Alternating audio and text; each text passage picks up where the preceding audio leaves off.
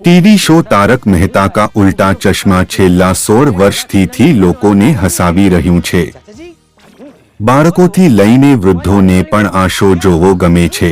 છેલ્લા 5 વર્ષમાં ઘણા એક્ટર પણ રિપ્લેસ થયા છે, જેના કારણે આ શો વિવાદોમાં પણ આવ્યો હતો।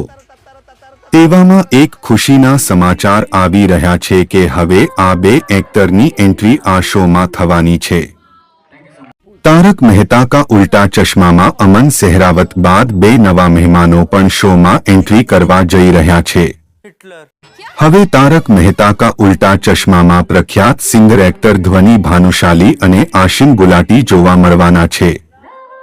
આ બંને કલાકારો તેમની આગામી ફિલ્મ કહા શરૂ કહા ખતમના પ્રમોશન માટે ગોકુલધામ સોસાયટીમાં આવવાના છે। સૌરભ દાસગુપ્તાના નિર્દેશન નીચે બનેલી આ ફિલ્મ 20 સપ્ટેમ્બરે થિયેટર